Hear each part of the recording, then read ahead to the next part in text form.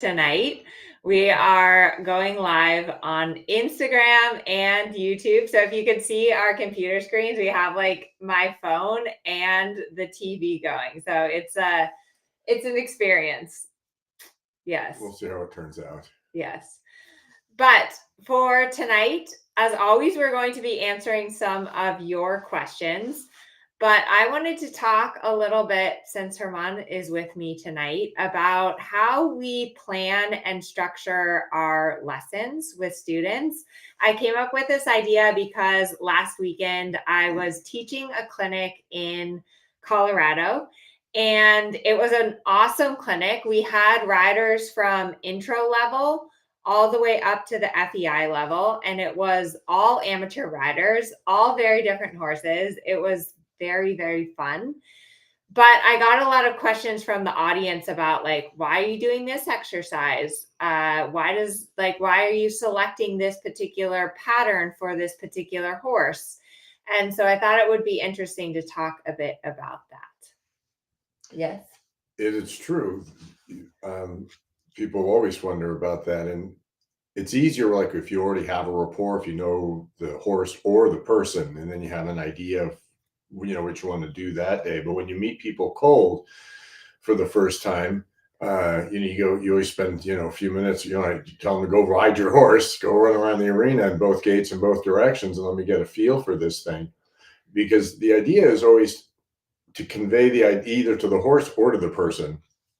When I'm teaching, okay, if I'm on a horse, where are the holes? And then if I'm teaching somebody and they're not understanding it, where are the holes? And then you work on exercises that way. And then if that exercise isn't working, well, then you got to change the exercise. Yeah. But I think that you particularly do a very good job of getting a result from your students. And like today, I was watching, Germán was teaching one of his students, and she wasn't riding. What were you having her do? 10-meter half circle. Well, it started with the turn through the circle, which should look like the yin and the yang. And that didn't happen. And so then I thought, okay, we'll just do 2 10-meter half circles. And she didn't know how to find the visual indicators, right? So if we were doing the RS line, and she wasn't going far enough away from the line, so it wasn't really a half a circle. It was just more like a turn. It was more like a shallow turn. And so then I had to get up and walk it and say, this is the point you're looking at. And when you cross the quarter line, and so I drug my feet through the sand and made the S turn. Yeah. And I drug my feet through the sand. And then I said, okay, so when you're leaving the mark, you're looking there. And then you're going to look here. And we just did it and did it and did it and did it until she could see. I mean, it's like driving your car, right? You have to stay in your lane. Otherwise, the other people on the road are unhappy. Yeah. But patterns and shapes and circles and really riding accurately is a great way for us as teachers to help our students, because by expecting you to ride very accurate figures, it gets your horse on the aids. It helps you figure out how to be effective. Like if you're like, okay, I have to get to X, then it forces you to figure out, what do I need to do with my reins? What do I need to do with my legs in order to get to that place? So, and then when we're watching that, we can see what is or isn't happening.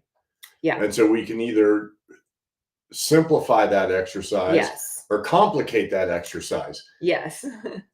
Yeah. So in my clinic, luckily I had a set of cones, and cones are really helpful. So depending on the pattern, I would set the cones out and I would be like, okay, ride from this letter and go between the cones.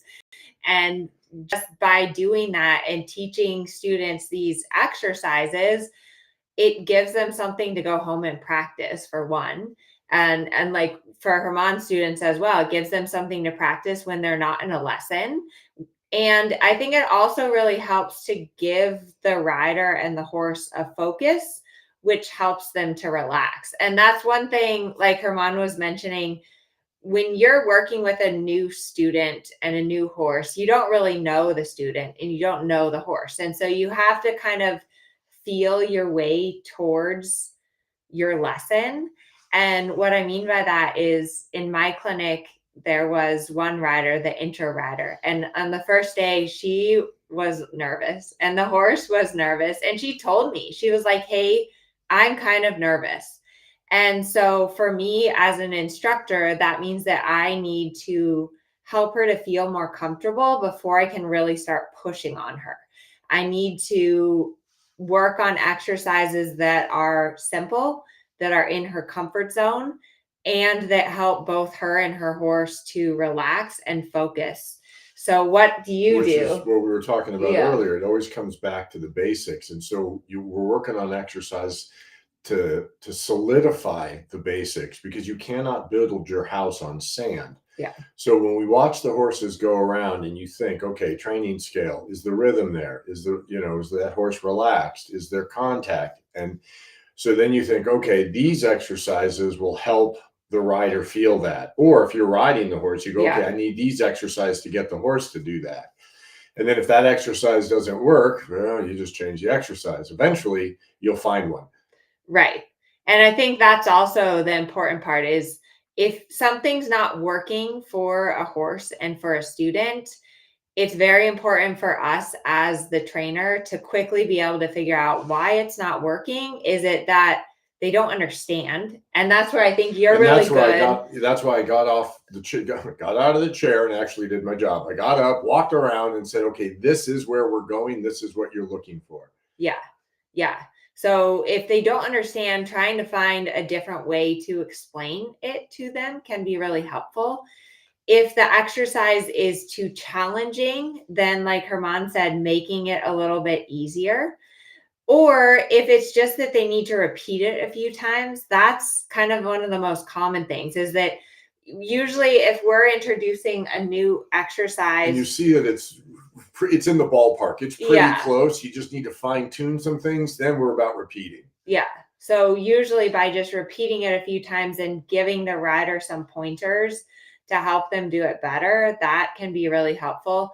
One thing that I find I do a lot with riders is help them anticipate what is going to happen. And I think that that's something that people make the mistake of is that it's like if you know that your horse is going to slow down every time by the gate, be ahead of that and speed them up before you get to the gate. Or like right, because if it happens once, shame on the horse. But if it happens twice, shame on you. He already told you he was going to do that. Okay, that is a very good quote. I Oh, you think like that we one? need to add that to the list of Germanisms for sure. For Yeah. sure. If it happens once, shame on the horse. Happens twice, shame on you, because the horse told you. Yeah, definitely. But one other thing that I think is really fun about teaching and working with different horses, and I had this in the clinic in Colorado last weekend, is that you have to adjust your approach depending on the horse's temperament and the rider's temperament. Right. But And experience level, and yeah, all those things come into bear, and then you formulate a plan. yeah. But so at the clinic in Colorado, there was one student and her horse was behind the leg. Like the horse just wasn't responsive, wasn't really going forward enough. And so I had her do like a million of really quick transitions, like medium trot, walk, medium trot, walk, halt, trot, like just like super, super quick, fast, and then like walk break and then go again, because that's what gets the horse hotter. And it was great because someone in the audience was like, so if I have a horse that's kind of tense, this probably wouldn't be good. Right. Yeah. There you go. Right. There you go. And so that's where experience comes in is, Germán and I have ridden and trained hundreds of horses. And so we've gotten pretty good at reading the horse and sensing what that horse needs and how to adapt the exercises and the patterns to fit that specific horse's needs. And then I sort of missed it that one time, and Sylvia came off. Yeah. I missed. I mean, I it missed happens, the rider. right? I missed the Like, rider's level. And, yeah, you make mistakes. And the rider came Yeah, off, so you make mistakes, that and happens. and that never feels good. But the way that I approach my teaching and my riding and everything is to always start out in your comfort zone and with with the basics, like rhythm, suppleness, connection, and start.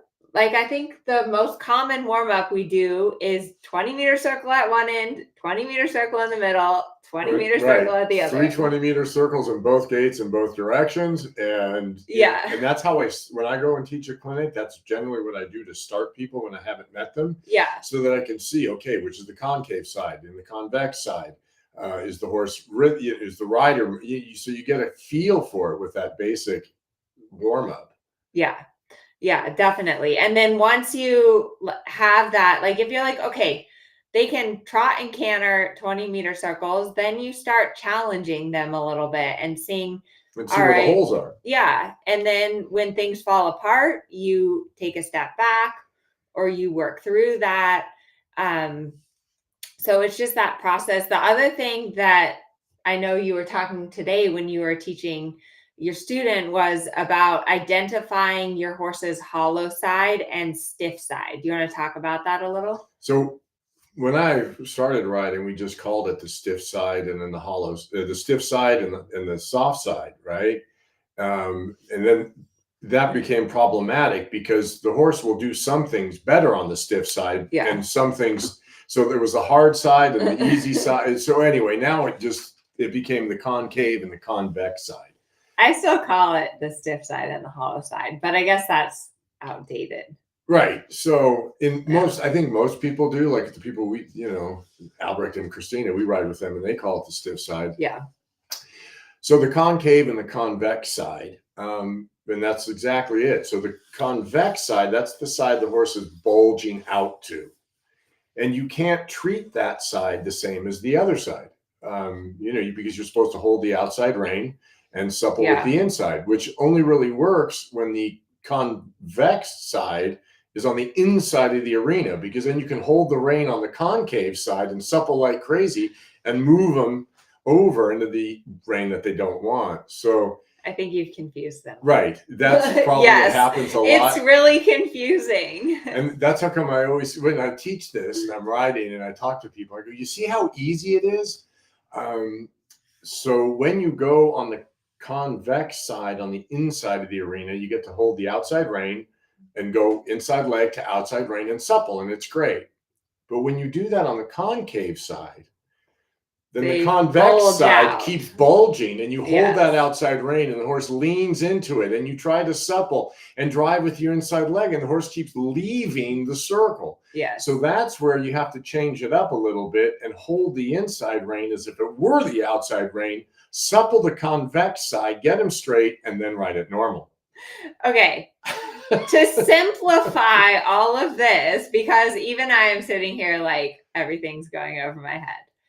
But one reason that we focus on riding patterns and figures is because it solves this, or it helps to improve your horse's hollow side and stiff side and make your horse more symmetrical. So if you can ride a perfect 10-meter circle to the left and a perfect 10-meter circle to the right, you're working on getting your horse more even and more supple. Right, because at the end of the day, the goal is that the horse is even in both reins. Yes. That's the goal. And that you have the horse even in both reins, serpentines. Yes. And that's where you see the deficiencies, right? So you turn left and the circle's beautiful. And you turn to the right and the horse falls 5 feet in. Well, now you know the horse is an inside leg to outside rein. And so that's what we see. And then you start coming up with exercises, either to make the horse more supple if we're riding, or for the rider to be able to feel it. Yes. Yeah. And so whenever we are teaching a student, you want to work your horse equally left and right. So you don't just be like, oh, the right side's harder, so I'm only going to go to the right. No. You always want to work your horse evenly left and right. That said, your approach might need to be slightly different depending on which is your horse's concave side and which is your horse's convex side. The goal ultimately is that if you close your eyes, you have equal rein contact and equal pressure in your legs. Obviously, that's not all the time happening. And to be honest, it rarely happens, Right, but that's the goal. ultimate goal. That's the goal. But Yeah. and then from the judge's point of view, the shoulder in is on 3 tracks. Yeah. And so if you've got more weight and you've got to be busier and more supply on the one side, is the horse on 3 tracks? Yeah. But I think that it's always a process to get your horse more symmetrical. Every horse is crooked, and to complicate things, every rider is crooked. And often I think that the rider crookedness is like more of a problem a lot of times Right, than the because the crookedness rider, of the horse. because the horses go the way you ride them. So if Yeah. you're crooked, you're sideways, you're dominant to one hand, then that will go to the horse as well. Yeah. Look, someone's from Argentina. Yes, we won today. Vamos, vamos. Okay, we're done now. We won't do that anymore. You scared the dog when they made a goal. When they 3 minutes in, they scored. Yeah. So anyway, it's really fun to work with new students and new horses. And it's like a puzzle from a trainer's perspective to, to try to read the student, read the horse, and then identify some problems and then figure out how to help them through that, give them some tools and some exercises. I always try when I go to a clinic to I feel like a clinic, I try to give them several different exercises and patterns that they could do to work on a problem. And then the idea is that you go home and you have to do the dirty work and you just have to repeat. And it takes time to develop that proficiency where you're really ready for the next level. The other thing that someone from the clinic actually commented about as well is, as an instructor, it's very important to have a balance between giving your student positive and encouragement and then also telling them The what truth. they need to do better. It's not all apple slices and sugar cubes. But you need positive reinforcement, because if you're riding with a trainer who's just telling you that, you're terrible and your horse is terrible and everything that's wrong, I had that trainer, and because of that, I now go the extra mile to explain how. Because just telling people that it's wrong and it's crap without a solution isn't teaching. No. You tell them what they've done that's right, and you tell them what they've done that's not right, that needs improvement. And there's a range, and that's how come the judges have numbers, because it's not all the way good and it's not all the way bad. And so, the hallway narrows as we go, but that's information that the riders need to have, is what they did that was correct and what they did that wasn't. Yeah. Yeah. And I think that it's so important. I know that I feel when I ride with a trainer that builds you up and makes you want to try harder, and not that they're not hard on you and the horse needs to be rounder, you've got to go more forward. You need to know what to do to get better, because we all want to get better. But you also have to have on the backside of that is, just like our horses, there has to be a reward. And you do that good. I know you say super, that's it. That's what I want. Giving the riders that encouragement when they do the right thing as well is extremely important, to have a good and healthy balance between, do this, but then also that was right. And one thing is, I know we both do this as trainers, is always trying to say something in the positive. So rather than saying, you're leaning forward, stop leaning forward, that doesn't help. Right. You need to tell them to sit back, because always that's the positive. To do. It's always what to do. Right. And that is so much more important with the horses too. Yeah. Because the horses can't rationalize anything. So you never want to tell your horse to stop doing something. You tell them to do something. Yeah. Yeah. I didn't have kids, but I use this one all the time. I mean, it's much easier to keep your kids quiet if you give them a coloring book and some crayons, as opposed to telling them to sit on the couch and be still. They're not going to stay on the couch and be still. They will get a coloring book. And it's the same for your horses. You don't want to say stop misbehaving. You want to make them behave. Yeah. You give them a task, you Yeah. give them a job. Yeah. Yeah. And it makes a huge difference. And also with your horses, you know, the more that you reward your horse when they do the right thing and tell them they're good and take the pressure off, then your horse wants to try harder and harder and harder for you. And I think that it's just so important in an instructor that you have someone that believes in you, someone that gives you a healthy balance of, like, I don't want my trainers to just tell me that it's good when it's not. But And then go get a 47 at the show. yeah, Because, you know, they've been right, blowing sunshine up your skirt. That's not helpful either. right. But you do need a trainer that like Germán said, that gives you solutions, that helps you, and then that tells you when you take a step in the right direction. And I think that's important to remember, is Because that it's never going to be perfect. no. And today, that could be just Yeah. good enough. Sometimes it's just good enough. And then tomorrow's another day. Yeah. And it's a process. Like, training is a process. And that's important for the instructor to understand, where is this rider? So, like, for me at the clinic, it was fun because I started intro and I got all the way up to FEI.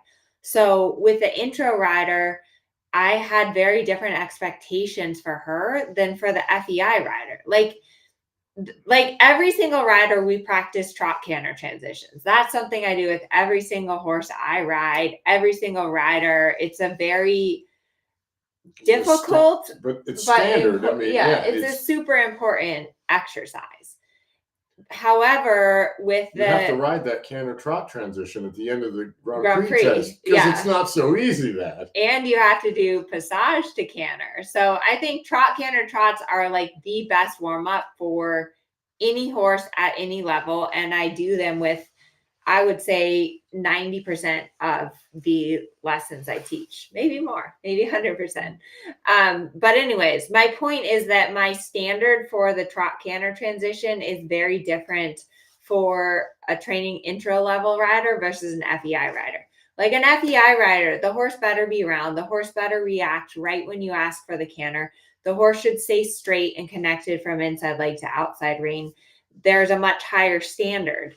With the intro level rider, if I have that standard for her, it's not attainable. And so then it's discouraging. Yeah. I mean, you can make things impossible for the horse. You can make, and then you just have frustration. Yes. And that's not good for anyone. No, it's not good for anyone. I will say that teaching is incredibly rewarding. It is so fun to see someone understand something or have a breakthrough, or it's very satisfying when you see the improvement. Yeah. Because I get that a lot too. They're like, oh, I'm just a beginner, I'm a newcomer, and I don't care.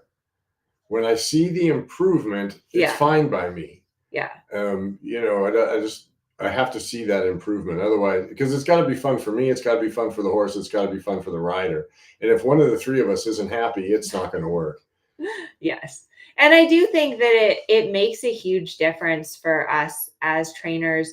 And we can tell. It's like when you show up 10 minutes before your lesson and you're ready and you have your headset and your horse is walked, and you know, you've thought about your last lesson and you've rehearsed it in your mind and you're proactive about your riding and you remember what we told you yesterday and you're thinking ahead, it makes all the difference. And that is really important. We can only do so much sitting from our chairs. We can't learn it for you. Yeah. And so you have to be meeting us halfway.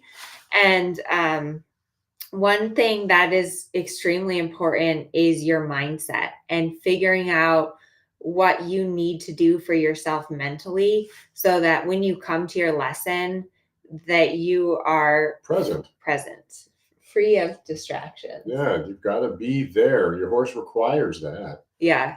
And I think you also have to have a very open mindset when you're taking a lesson, that you are willing to try what your trainer is telling you to do without judgment or like preconceived notions, because it's very difficult to teach someone, for example, that is like, oh, I just can't canter, or I can't ride a half pass, or my horse doesn't do this. Because if you say you can or you say you can't, yeah, you're right. Yeah. And so what I always try and do when I'm in a lesson is I try to really be present and do exactly to the best of my ability what my trainer is telling me to do, often you need to do more than you think you need to do, right? And you say that all the time. It's more than you think. Yeah. So like if your trainer tells you to go more forward, you probably need to go a lot more forward. Like when I'm getting out of the chair yelling and chasing them, it needed to go more forward the first 42 times I said it. Right. Or sometimes I know I hear you say this, you're like, bend them to the left. You're like, turn their head a lot to the left, pull their head around. And not that, you want to do that all the time, but you do have to have to a apply result. the aid. Yeah. It's not just flex your muscle, and because the aid has to affect the change in the horse. Yes. And if you don't affect the change in the horse, what you've taught the horse is to ignore the aid, because you've applied the aid and you can't apply the aid indefinitely. So the pressure will go away and the horse hasn't changed. So you've done something and now you've not done something. The horse didn't have to change. And so what's the lesson for the horse? Yeah. And I think that once you have like a certain level of competency and confidence with your horse, don't be afraid to experiment a little and try to do a little more and get, like, always start in your comfort zone, but then try something new and see what happens.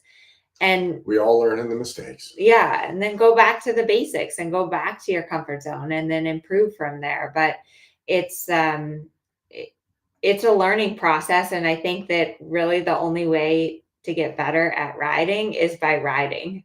Do you remember that learn barn? How to ride? Ride. Yeah. There was a barn that we used to go to in Germany when we were trying horses. And that's what it said on the wall in German.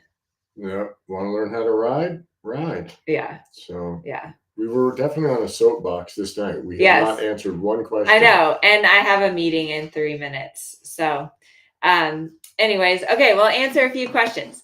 What's your advice for an aspiring professional? Ride every horse that comes your way. Yes. And be prepared to work your butt off. It will pay off in the end, but we both have, it's 7 days a week, 12-hour days, and you have to love it. I think that's my other advice is never lose track of the fact that you love horses. Horses are great. Yeah. There's going to be a lot of stuff that comes in and along, but the horses themselves, they're just wonderful. Yeah. And the other stuff, you just, whatever. Yes. Okay. There was one other good question here that I liked.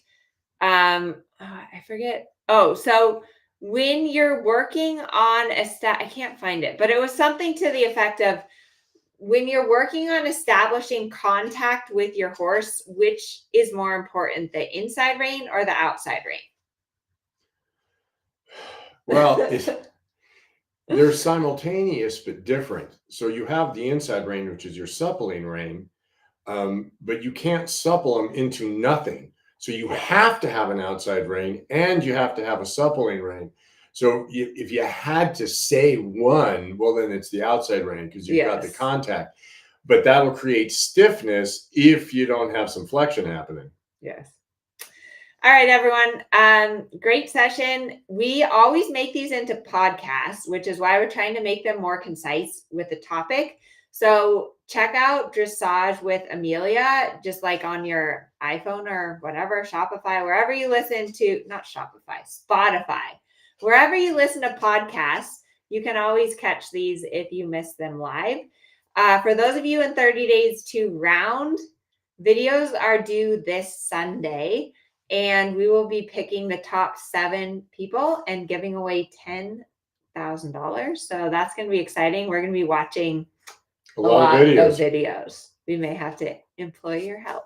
Okay. But it's been so fun to see everyone in 30 days to round just making so much progress and encouraging one another. It's an amazing program and an amazing group. So, all right, we did our Facebook Live and Instagram Live. Now we have to figure out how to turn everything off. Good night, everyone. Bye now. Bye. Oh, gosh. Okay. End.